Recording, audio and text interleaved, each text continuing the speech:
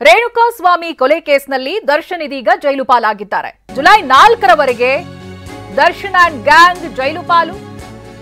24ನೇ ACMM ನ್ಯಾಯಾಲಯದಿಂದ ಆದೇಶ ಹೊರಡಿಸಲಾಗಿದೆ. ಒಟ್ಟು 12 ದಿನ ಭದ್ರತಾ ದೃಷ್ಟಿಯಿಂದ ವಿಶೇಷ ಬ್ಯಾರಕ್ನಲ್ಲಿ ದಾಸನನ್ನ ಇರಿಸಲಾಗಿದೆ. ದರ್ಶನ್ರನ್ನ ಭದ್ರತಾ ವಿಭಾಗದಲ್ಲಿರುವಂತಹ ದರ್ಶನ್ ಅಂಡ್ ಗ್ಯಾಂಗ್ ಒಟ್ಟು 4 ಜನ ಇಲ್ಲಿ 12 ದಿನ ಜೈಲಿನಲ್ಲಿರ್ತಾರೆ. ವಿನಯ್, ಪ್ರದೋಷ್, ಧನ್ರಾಜ್ 12 ದಿನ ಇವರು ಜೈಲಿನಲ್ಲಿರಬೇಕಾಗುತ್ತೆ. ಭದ್ರತಾ ವಿಭಾಗದಲ್ಲಿ ಇದ್ದಾರೆ ಇವಾಗ ದರ್ಶನ್ ಅಂಡ್ ಗ್ಯಾಂಗ್. ರೇಣುಕಾಸ್ವಾಮಿ ಕೊಲೆ ಕೇಸ್ನಲ್ಲಿ ಜೈಲು ಪಾಲಾಗಿರುವಂತಹ ದರ್ಶನ್ ಇವತ್ತು ಆದೇಶ ಬಂತು. 12 ದಿನಗಳ ಕಾಲ ಅಂದ್ರೆ ಜುಲೈ 4ರವರೆಗೆ ಜೈಲಿನಲ್ಲೇ ಇರಬೇಕಾಗುತ್ತೆ. ಇನ್ನು ಅವರ ವಕೀಲರು ಮಾತನಾಡ್ತಾ ಹೇಳ್ತಾ ಇದ್ರು, 8ನೇ ಆರೋಪಿ ಪರವಾಗಿ ರಿಟ್ ಅರ್ಜಿ ಸಲ್ಲಿಕೆಯಾಗಿದೆ, ಆ ಟೆಕ್ನಿಕಲ್ ವಿಚಾರವನ್ನೆಲ್ಲ ಅವರು ಮಾತನಾಡ್ತಾ ಇದ್ರು. ಇದೀಗ ಪರಪ್ಪನ ಅಗ್ರಹಾರ ಜೈಲು ಪಾಲಾಗಿರುವಂತಹ ದರ್ಶನ್ ಆರೋಪಿಗಳಿಗೆ ಕೈದಿ ನಂಬರ್ ಅನ್ನ ನೀಡಿದ್ದಾರೆ ಜೈಲು ಸಿಬ್ಬಂದಿ.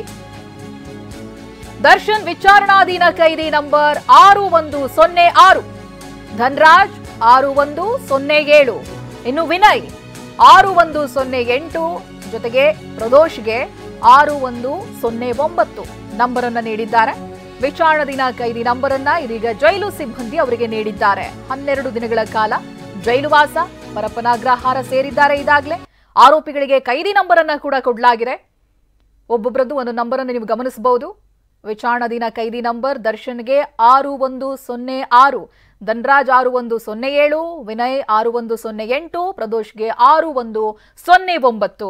ಆಗ್ಲೇ ಹೇಳ್ತಿದ್ದಾಗೆ ಅದೇ 8ನೇ ಆರೋಪಿ ಪರವಾಗಿ ರಿಟ್ ಅರ್ಜಿ ಸಲ್ಲಿಕೆ ಆಗಿದೆ. ಅದೇನಾದ್ರೂ ಪುರಸ್ಕೃತ ಆದ್ರೆ ಅದರ ಬೆನಿಫಿಟ್ ಅನ್ನೋದು ಎಲ್ಲಾ ಆರೋಪಿಗಳ ಮೇಲೂ ಆಗುತ್ತೆ ಅಂತ ಹೇಳ್ತಾ ಇದ್ದಾರೆ. ಅಂತ ಹೇಳಿದ್ರೆ ಈ ವಿಚಾರಣೆಯ ಸಂದರ್ಭದಲ್ಲಿ ಆಗಿರುವಂತಹ ಟೆಕ್ನಿಕಲ್ ಎರರ್ ಆಗಿರ್ಬೋದು ಅಥವಾ ಪ್ರೊಸೀಜರಲ್ ಲ್ಯಾಪ್ಸ್ ಆಗಿರ್ಬೋದು, ಇದಲ್ಲೇನಾದ್ರೂ ಪ್ರೂವ್ ಆದ್ರೆ ಅವಾಗ ಅದರ ಬೆನಿಫಿಟ್ ಎಲ್ಲಾ ಆರೋಪಿಗಳಿಗೆ ಸಿಗ್ತಾ ಹೋಗುತ್ತೆ ಅಂತ. ಬಟ್ ಅದು ಎಷ್ಟರ ಮಟ್ಟಿಗೆ ಚಾನ್ಸಸ್ ಇದೆ, ಅದು ಯಾವ ರೀತಿಯಾಗಿ ಪ್ರೊಸೀಡ್ ಆಗುತ್ತೆ, ಇದೆಲ್ಲವೂ ಕೂಡ ಮುಂದೆ ಇರುವಂತದ್ದು ನಾವು ನೋಡ್ಬೇಕಾಗಿರುವಂತದ್ದು. ಅಂತ ಹೇಳಿದ್ರೆ ಹಾಗೇನಾದ್ರೂ ರಿಟ್ ಅರ್ಜಿ ಪುರಸ್ಕೃತ ಆದ್ರೆ ಇವರನ್ನ ಬಂಧನದಿಂದ ಮುಕ್ತಿ ಮಾಡಬಹುದು, ಆ ರೀತಿಯಾದಂತಹ ಚಾನ್ಸಸ್ಗಳು ಕೂಡ ಇದೆ ಅಂತ ವಕೀಲರು ಹೇಳ್ತಾ ಇದ್ರು. ಮಾಧ್ಯಮದ ಜೊತೆ ಮಾತನಾಡಬೇಕಾದ್ರೆ ಸಾಧ್ಯತೆ ಆಯಾಯ ಕೇಸ್ಗೆ ಸಂಬಂಧಪಟ್ಟಾಗಿರುತ್ತೆ.